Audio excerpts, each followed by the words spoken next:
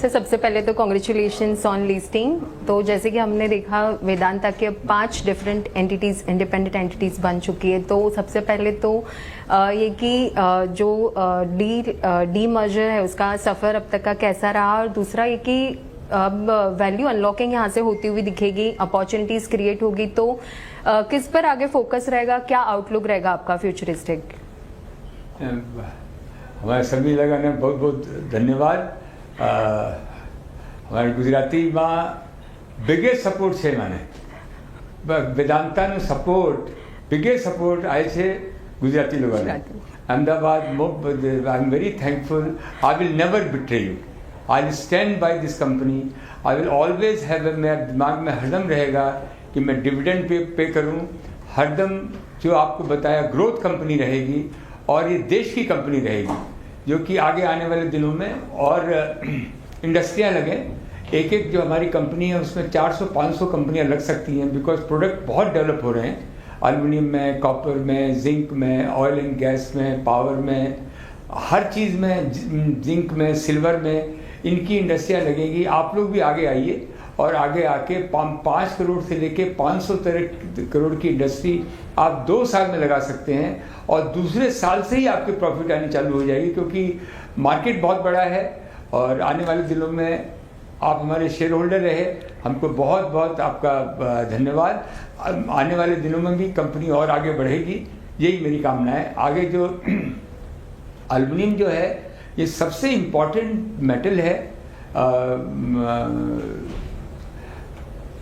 हम लोग 1 लाख टन से भारत एल्युमिनियम से चालू किए थे, अब 30 लाख टन बना रहे हैं, 60 लाख टन बनाने जा रहे हैं, और आने वाले दिनों में उसको 10 लाख टन बनाएंगे। और इसके लिए हमारे पास पूरी नेचुरल रिसोर्स माइंस हैं, कोल की माइंस हैं, लोग हैं, टेक्नोलॉजी हमने खुद की डेवलप की है। हार्ड काम है, लेकिन इसको हम करेंगे क्योंकि देश की ज़रूरतों के लिए इतने एल्युमिनियम चाहिए। ऑयल एंड गैस हमारी जान पड़ी हुई है। गवर्नमेंट जो है 5-10 साल की लीज देती थी, उससे इन्वेस्टर, इक्विपमेंट सप्लायर नहीं आते थे।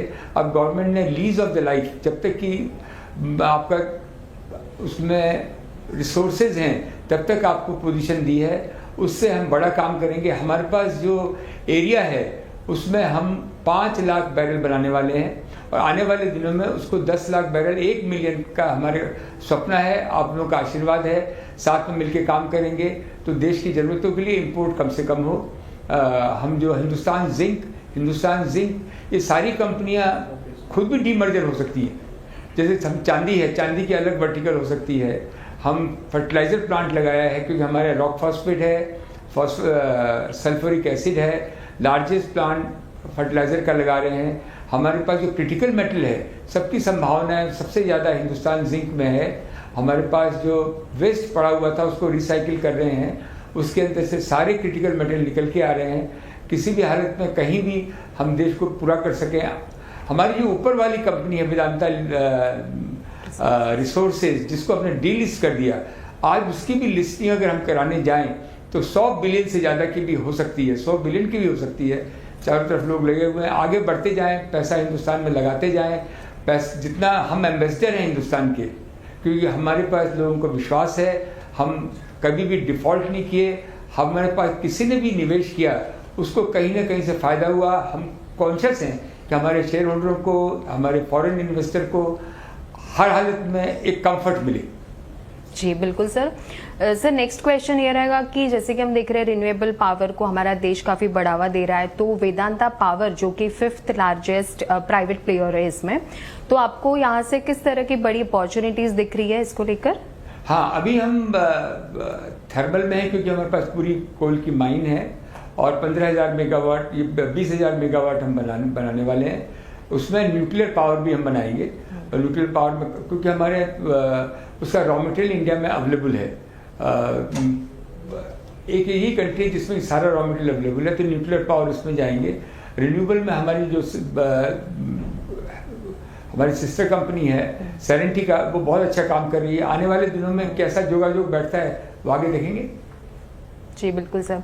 सर केपेक्स की बात करें तो क्या टारगेट रहेगा यहाँ से, और डेट किस तरह से आपको लेवल कंफर्टेबल यहाँ से दिख रहा है बताओ।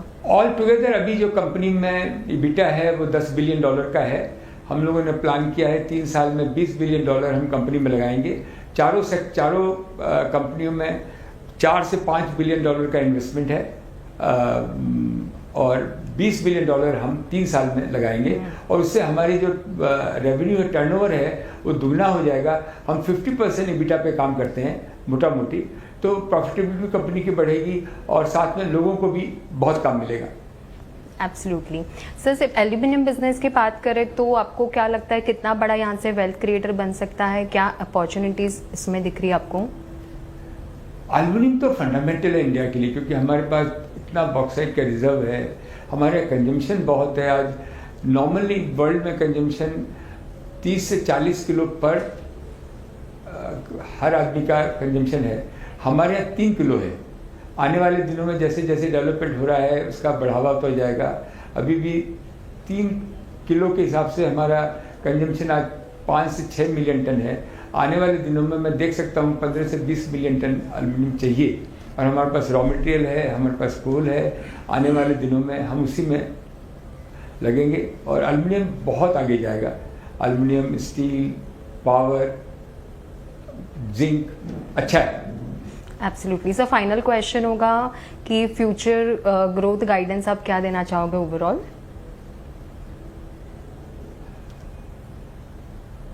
हमारी जो ग्रोथ है 20% हम हर साल ग्रो करेंगे, और उसका कैपिटल एक्सपेंडिचर रख रहे हैं। आने वाले दिनों में टेक्नोलॉजी पर बहुत विश्वास है। AI, हमारे यंगस्टर हैं, 2 लाख आदमी काम करते हैं, वो सब में बहुत एनर्जी है। और मैं सबको एक ही बात बोलता हूँ कि करेज रखो, विनम्र रहो, और कॉर्पोरेट गवर्नेंस को हाईएस्ट प्रायोरिटी दो, क्योंकि वो बहुत ज़रूरी है। लॉ ऑफ द लैंड मानना बहुत ज़रूरी है, और अपनी छवि को पूरे इंटरनेशनल मार्केट में ऊंचे से ऊंचे उठा के रखो, क्योंकि पैसा तो वहीं से आना है। सर बहुत बहुत धन्यवाद हमारे साथ जुड़ने के लिए, बातचीत करने के लिए। Thank you.